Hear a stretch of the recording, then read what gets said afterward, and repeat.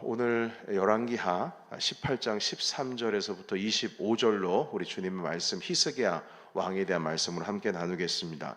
여러분께서 기도 많이 해주셔서 그리고 염려와 또 여러 위로를 해주셔서 장모님 장례를 잘 마치고 어제 새벽에 귀국을 했습니다. 함께 해주신 여러분 감사하고 또한 제가 없는 동안에 새벽 기도회 이 예배 자리를 지키시고 또한 하나님 앞에 계속 마음과 뜻을 다하여서 교회를 섬겨주신 여러분들께 진심으로 감사를 드립니다. 오늘 이 말씀 함께 나눌 때에 그 세상이 우리에게 주는 메시지 그리고 내 안에서 나의 내면에서 나에게 주는 메시지, 이런 메시지 가운데 우리의 태도를 어떻게 할 것인가에 대해서 오늘 함께 말씀을 좀 나누고자 합니다. 그 아수르가 북이스라엘을 이제 멸망을 시키고 더 남쪽을 향해서 내려오기 시작을 합니다. 북이스라엘이 무너지고 나서 남쪽 유다를 지금 위협을 하고 있죠. 남유다에게 그 은 300달란트, 여러분 한 달란트가 보통 무게수로는 한 30에서 40kg 사이 정도 된다고 합니다.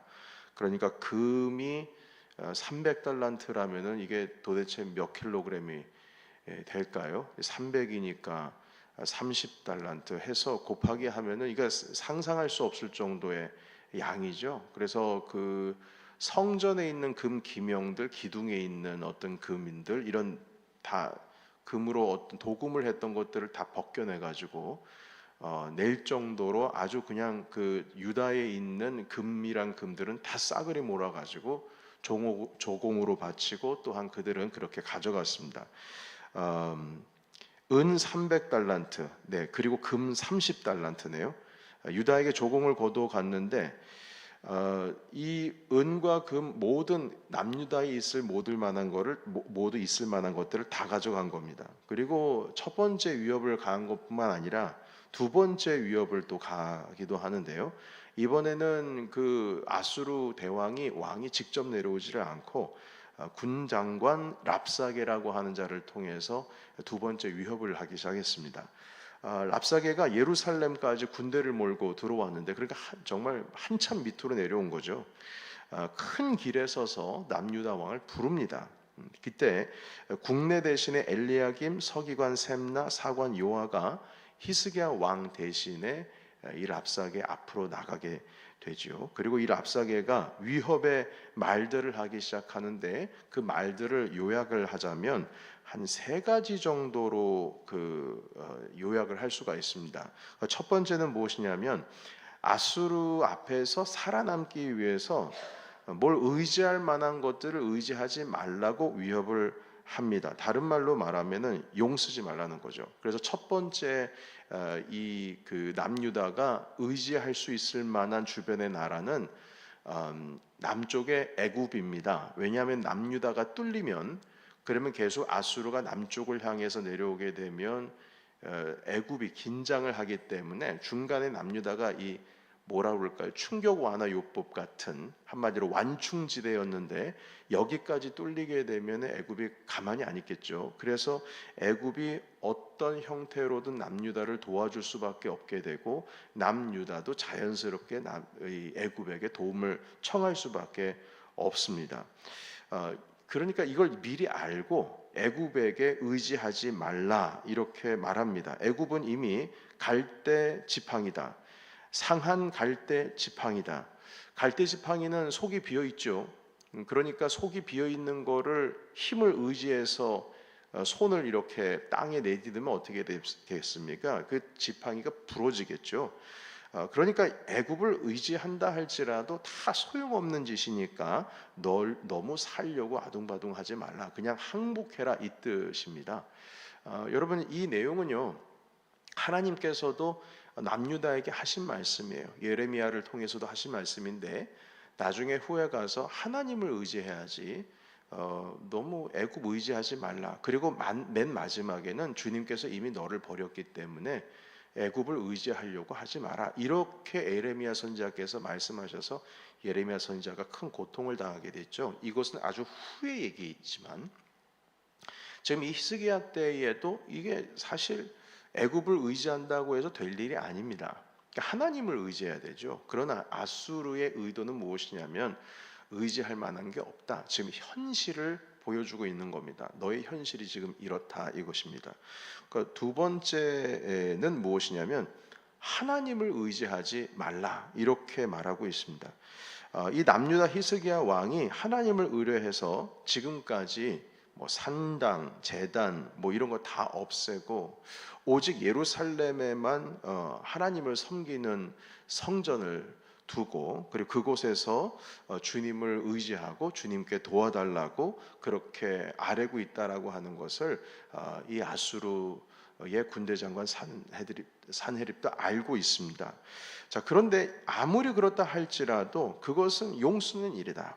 왜냐하면 아수르 왕이 전쟁에 쓰이는 말 2,000마리를 남유다에게 준다 할지라도 2,000마리를 다룰 수 있는 사람이 유다 땅에 없습니다. 그러니까 말을 준다 해도 말을 다룰 수 있는 사람이 없다는 건 뭐냐면 탱크를 아무리 준다고 해도 탱크를 운전할 수 있는 사람이 없는 겁니다. 그러니까 그 정도로 지금 남유다가 무너져 있는 것이죠. 이 병거가 있어도 병거를 다룰 수 있는 사람이 없기 때문에 현실적으로는 이 전쟁에서 아무리 내가 말을 갖다 준다 할지라도 너희들은 우리한테 이 싸움의 대상이 될 수가 없다 이렇게 말을 하고 있어요. 그러니까 이런 현실에서 어떻게 하나님이 도와줄 수 있겠냐는 것입니다. 실질적으로 불가능한 일을 하기 위해서 하나님을 아무리 의지한다 할지라도 너희는 어쩔 수 없다는 것이죠. 그래서 세 번째로 갑니다. 이 세 번째로 가는 것은 무엇이냐면 오늘 주신 말씀의 마지막 부분인데요. 여러분 25절 말씀입니다. 우리 같이 한번 읽어볼까요? 25절 24절부터 읽겠습니다. 24절. 자, 시작. 내가 어찌 내 주의 신하 중 지극히 작은 지휘관 한 사람인들 물리치며 애굽을 의뢰하고 그 병거와 기병을 얻을 듯하냐? 내가 어찌 여호와의 뜻이 아니고야 이제 이곳을 멸하러 올라왔겠느냐? 여호와께서 전에 내게 이르시기를 이 땅으로 올라와서 쳐서 멸하라 하셨느니라 하는지라. 아멘. 여러분 이 25절에 있는 말씀 보세요. 여호와께서 전에 내게 이르시기를 이 땅에 와서 쳐서 이 땅을 멸하라 이렇게 말씀하셨다. 이렇게 말을 하고 있어요. 여러분 이게 조롱입니다. 그러니까 너희 하나님께서 너를 멸하라고 나한테 말씀하셔서 내가 내려온 거다. 이렇게 말하고 있어요. 그러니까 이 이스라엘 사람들이 이런 얘기를 듣고서도 이게 뭐 반박할 말이 없는 것이 지금까지 자기들이 엄청 잘못을 하고 있거든요. 그러니까 하나님께서 꼭 자기들에게 벌을 주신다라고 하는 개념이 마음속에 들어가 있기 때문에 이 사람이 조롱을 한다 할지라도 여기에 대해서 뭐 반박할 수 있는 마음의 준비가 되어 있지 않는 겁니다. 왜냐하면 내 죄를 네가 알렸다 했을 때 자기가 죄 있다라고 하는 거를 모르는 게 아니에요. 하나님께서 내게 벌 주시는구나 라고 하니까 아수르가 내려온다 할지라도 아이고 아수르를 통해서 우리가 지금 벌 받는구나 이런 생각을 하니까 이런 이야기에 대해서 뭘 반박을 할 수가 없죠. 심지어는 죄송합니다. 랍사게가 산헤립이 아니고 랍사게가 이 모든 말을 그 유다 방언으로 다 얘기를 하는 겁니다. 그러니까 위쪽 아수르가 쓰는 말은 아람 말이었는데 그 방언으로 하지 않고 유다 방언 한마디로 히브리어로 하니까 이것을 왕이 파송한 그 엘리야김과 셈나와 요아 이런 신하들만 듣는 것이 아니고 그곳에 모여 있는 이 이스라엘 백성들이 다 듣게 된 것입니다. 히스기야의 신하들이 말을 하죠. 이 아람어로 제발 좀 얘기해 달라고, 히브리 말로 하지 말아 달라고 25절 이후에 보시게 되면 그렇게 요청을 하지만 이 랍사게가 그 말을 듣지 않고 오히려 이 히브리 말로 더 큰 소리로 선포합니다. 히스기야 말을 듣지 마라. 오히려 항복해라. 항복하면 내가 배려할 것이다. 죽지 않고 살 수 있다. 먹을 것도 있다. 말하면서 이 세 가지, 애굽을 의지하지 말라, 하나님을 의지하지 말라, 다 소용없다, 현실적으로는 무익하다, 마지막으로 너의 주께서도 나에게 말해서 내가 너희를 치러왔다. 여러분 이 상황에서 이 이스라엘 백성들뿐만 아니라 그 히스기야 왕의 신하들이 말을 듣고 아주 그냥 벌벌벌 떠는 겁니다. 두려워서 어찌할 수가 없어요. 창피합니다. 민망합니다. 백성들의 사기가 한 번에 다 꺼져버린 거예요. 여러분, 용기를 잃을 수밖에 없죠. 그리고 심지어는 아까도 말씀을 드렸듯이 이 맞는 말만 하고 있기 때문입니다. 애굽을 의지하기도 불가능하고, 병거를 준다 하더라도, 말을 준다 하더라도 불가능하고, 왜냐하면 말을 다룰 수 있는 사람이 없으니까요. 심지어는 애굽의 특징이 뭐냐면 훌륭한 말들이 대애굽 출신 말들이 많이 있습니다. 그 말들을 수입해서 온다 할지라도 다룰 수 있는 사람이 없습니다. 이렇게 침략을 당한 건 하나님께서 결국에는 우리의 죄로 인해서 이 벌을 내리시는 것이 아닌가. 아수르가 지금 하는 말에 한마디도 대꾸를 할 수가 없는 겁니다. 여러분, 이러니까 더욱더 비참하죠. 할 말이 없으니까요. 여러분, 이런 모습을 보시게 되면 꼭 이것이 사단이 우리 마음속에 우리를 유혹하거나 아니면 우리를 고소하고 참소하는 어떤 그런 유혹의 형태와 좀 비슷해 보입니다. 우리의 가장 연약한 부분을 건드리면서 사단도 현실에 맞게 딱딱 맞게 그 마음을 맞는 말만 하거든요. 맞는 말만. 사실 그게 어찌 보면은 실질적으로는 맞는 말이 아닌데, 그런데 내가 수긍할 수밖에 없는 것으로 말을 한다 이 말입니다. 아담과 하와를 유혹할 때도 맞는 것 같은 말만 하거든요. 그거 아니다. 네가 그걸 먹으면 죽지를 않는다. 그리고 먹으면 하나님처럼 눈이 밝아진다. 사실 그게 완전히 틀린 말은 아니거든요. 먹고 나서 죽었습니까? 안 죽었습니까? 금방 안 죽었죠. 물론 그의 생명을 잃었지만 죽는다라고 하는 의미는 사실은 하나님께서 하신 말씀의 그 의미는 영원히 하나님과 단절된 상태를 말하는 것인데, 이 사단은 이거 꼬아서 말합니다. 그리고 눈이 밝아진다. 밝아지지 않았습니까? 선과 악을 알게 되지 않았습니까? 그러나 분명한 것은 무엇이냐면 완전히 선과 악을 안 것이 아닙니다. 무엇이 선이고 무엇이 악인지를 여러분, 우리는 상황에 따라서 그것에 대해서 분별할 수 있는 힘이 없습니다. 오직 선과 악에 대한 분명한 심판자는 누구십니까? 하나님이십니다. 주님께서만 우리를 심판하실 수 있는 거예요. 그런데 그 말을 할 때에 우리가 수긍할 수밖에 없어요. 왜냐하면 맞는 말 같으니까요. 예를 들면 여러분, 우리가 실패가 반복이 되고 낙심이 되고 건강을 잃고 관계 속에서 헤어나오지를 못하고, 그리고 다른 사람들은 잘 되는데 나만 못 되는 것 같고, 하나님께서 나를 사랑하시지 않는 것 같고, 이렇게 계속 비참한 어떤 그 부정적인 삶이 계속 반복되다가 보면은 이 내 마음 스스로 사단이 맞는 말 같은 것만 계속 심어줘요. 야, 너는 희망이 없다. 너 지금 할 만큼 한 거야. 더 이상 뭐 할 게 없어. 야, 너만 억울한 거다. 너는 이용만 당한 거야. 넌 가치가 없어. 넌 이제 끝난 거야. 네 앞은 깜깜하다. 너는 빛을 보기에는 글렀다. 계속 이 부정의 말들이 우리 심령 가운데, 하나님은 너를 포기했어.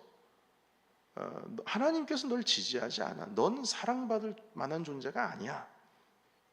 그 이외에도 수없이 많은 논리, 이성적으로, 감성적으로, 정서적으로, 정신적으로, 영적으로도 논박을 할 수 없을 만큼 아주 명확하게 내가 인정할 수밖에 없는 것들만 딱딱딱딱딱 가져와 가지고 사단은 우리를 농락합니다.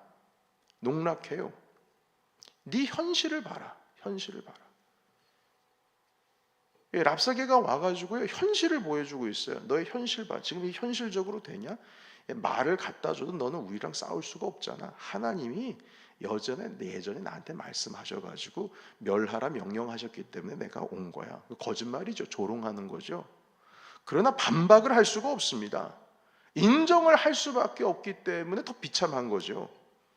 그러나 여러분, 이 말이, 모든 말이 맞아 들어간다고 할지라도, 뭐 그럴 것 같아 보여도, 반박할 수 있는 근거가 하나 없다고 할지라도, 여러분, 우리는 단 한 가지의 근거 때문에 이 모든 것을 이기는 겁니다. 한 가지 근거, 딱 한 가지. 이거 하나면은 지금까지 말한 것 다 이겨버리는 거예요. 그 한 가지는 무엇이냐면 바로 우리 예수 그리스도십니다. 그분의 이름 하나 때문에 이 모든 참소와 고소와 이 맞다라고 할 수밖에 없는 현실 가운데 있어서 어쩔 수 없이 우리가 받아들일 수밖에 없는, 논리적으로, 이성적으로, 정서적으로 이걸 반박할 수 없는 상황 가운데에서도 우리가 이것을 모두 이길 수 있는 유일한 근거가 예수 그리스도시죠. 여러분, 우리는 그리스도 때문에 모든 용서를 받았습니다. 하나님의 놀라우신 은혜의 세계가 우리의 것이 되었습니다. 우리는 하나님 나라의 상속자입니다. 상속자. 우리는 주님의 나라의 상속자예요. 예수님만 하나님을 아버지라고 부르시는 것이 아니라 우리도 하나님을 아버지로 부를 수 있습니다. 그 권세를 주셨어요. 우리는 하나님 나라의 자녀입니다. 그래서 우리에게 소망이 있는 거예요. 아무리 현실적으로 다 맞아 들어간다 할지라도, 그거 네 봐라, 이것 봐라, 저것 봐라 한다 할지라도 그 모든 것들을 반박할 수 있는, 논박할 수 있는 근거시 하나도 없어요. 그러나 딱 한 가지 예수 그리스도의 이름만 있으면 그것을 모두 이기고도 남습니다. 여러분, 우리는 가치가 있어요. 우리에게는 소망이 있습니다. 우리는 인생에 깜깜하지 않습니다. 빛이 우리 안에 있습니다. 억울하지 않습니다. 하나님으로 인해 우리는 삽니다. 오늘도 나는 가치 있는 삶을 살 수가 있습니다. 주님은 우리를 사랑하셨기 때문에 당신의 독생하신 아들을 우리에게 내어주셨고, 그리고 우리는 하나님 나라의 상속자로서 주님께서 주신 모든 이 땅 가운데 있는 모든 권세와 권위를 우리에게 주셨습니다. 그리고 예수 그리스도로 인하여서 우리는 오늘도 선포할 수가 있고, 이 사단의 수많은 현실에 맞아 들어갈 수밖에 없는 이 논리를 단번에 예수 그리스도의 이름으로 부셔버릴 수 있는 겁니다.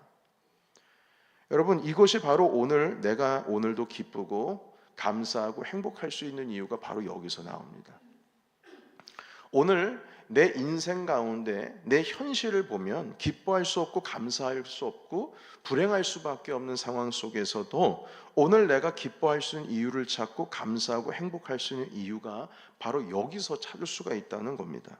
여러분, 우리는 하나님 나라의 상속자이기 때문에 세상을 호령할 수 있습니다. 만약에 사단이 그렇게 현실적인 상황을 가지고 우리 가운데 와서 우리를 참소하고 현실을 목도하게 한다면 우리는 주 예수 그리스도의 이름으로 내 앞에서 떠나가라 외치면서 그들의 모든 존재와 그들이 말하고 있는 모든 논리를 부셔버려야 된다는 것이죠. 여러분, 우리는 이겼습니다. 이미 이겼습니다. 주님께서 말씀하셨죠. 담대하라, 내가 세상을 이겼노라. 여러분, 오늘도 우리 앞에 논리적으로, 이성적으로, 정신적으로, 감성적으로, 현실적으로, 영적으로 무너질 수밖에 없는 상황들이 옵니다. 딱 보면 그게 와요. 곰곰이 생각을 해보면, 야, 이게 뭐지?